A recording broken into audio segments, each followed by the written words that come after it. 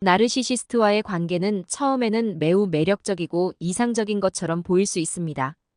그들은 자신감 넘치고 카리스마 있는 모습을 보여주며 상대방에게 따뜻하고 관심을 보이는 것처럼 행동합니다. 그러나 시간이 지나면서 나르시시스트의 진정한 모습이 드러나고 그들의 행동이 상대방에게 심리적 고통을 안겨주기 시작합니다.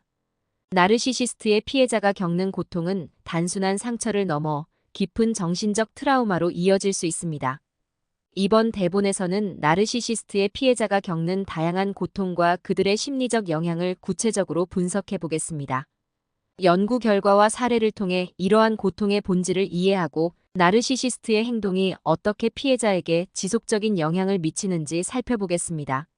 먼저 나르시시스트의 피해자가 겪는 가장 큰 고통 중 하나는 감정적 착취입니다.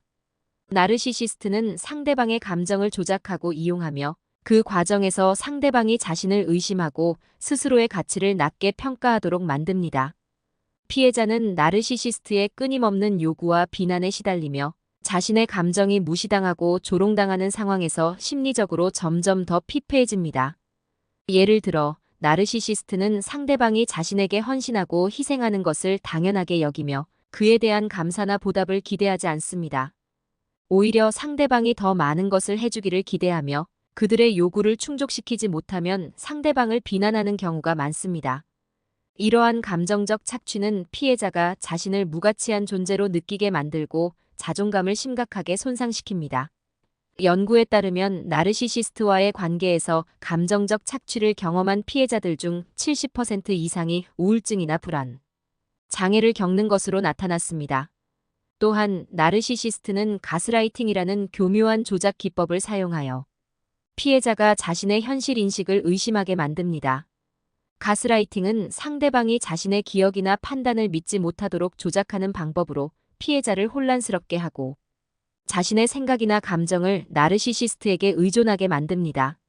예를 들어 나르시시스트는 자신이 한 말을 부정하거나 피해자가 잘못된 기억을 가지고 있다고 주장하며 피해자를 혼란에 빠뜨립니다. 이러한 가스라이팅은 피해자의 자아 존중감을 무너뜨리고 그들이 스스로를 신뢰하지 못하게 만드는 결과를 초래합니다. 연구에 따르면 가스라이팅을 경험한 피해자들 중 80% 이상이 자신감을 상실하고 자신의 판단력을 의심하게 되었으면 그로 인해 나르시시스트의 말에 더 많이 의존하게 되었다고 보고하고 있습니다. 나르시시스트의 피해자는 또한 사회적 고립을 겪습니다. 나르시시스트는 피해자가 자신에게만 의존하도록 만들기 위해 외부의 지원과 관계를 차단하려 합니다. 그들은 피해자가 친구나 가족과의 관계를 유지하는 것을 방해하거나 그들과의 관계를 비난함으로써 피해자를 고립시키려 합니다. 이러한 고립은 피해자가 나르시시스트의 통제에서 벗어나기 어렵게 만들고 외부의 도움을 받을 수 없게 만듭니다. 예를 들어 나르시시스트는 피해자가 친구와 시간을 보내거나 가족과 연락을 유지하려 할 때 그것을 방해하며 그들이 자신을 배신하고 있다고 주장할 수 있습니다. 연구에 따르면 나르시시스트와의 관계에서 사회적 고립을 경험한 피해자들은 더 큰 심리적 고통을 겪으며 그로 인해 트라우마가 더욱 심화되는 경향이 있다고 보고되고 있습니다. 이 외에도 나르시시스트는 감정적 억압을 통해 피해자의 감정을 무시하고 억누릅니다. 그들은 피해자가 자신의 감정을 표현하지 못하게 만들고 자신의 감정이 중요하지 않다고 느끼게 만듭니다. 예를 들어 나르시시스트는 피해자가 슬프거나 화가 났을 때 그것을 과민 반응으로 치부하며 그들이 느끼는 감정을 경시할 수 있습니다. 이러한 감정적 억압은 피해자가 자신의 감정을 표현하는 것을 두려워하게 만들고 결국 그들이 자신의 감정을 억누르게 만드는 결과를 초래합니다. 연구에 따르면 나르시시스트와의 관계에서 감정적 억압을 경험한 피해자들은 자신이 느끼는 감정을 무시당한 경험으로 인해 자존감이 크게 떨어졌으면 그로 인해 장기적으로 정신적 고통을 겪는 경향이 있다고 합니다. 또한 나르시시스트는 피해자에게 끊임없는 요구를 하며 그들을 피로하게 만듭니다. 나르시시스트는 상대방이 자신의 기대에 부응하지 못할 때 강한 불만을 표출하거나 상대방을 비난하는 경향이 있습니다. 이러한 끊임없는 요구와 비난은 피해자에게 극도의 스트레스를 유발하며 그들이 자신이 잘못된 사람이라는 생각을 가지게 만듭니다.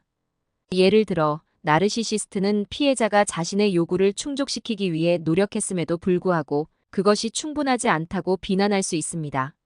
이러한 반복적인 비난과 요구는 피해자에게 감정적 소진을 일으키며 결국 그들이 더 이상 나르시시스트를 만족시킬 수 없다는 무력감을 느끼게 만듭니다.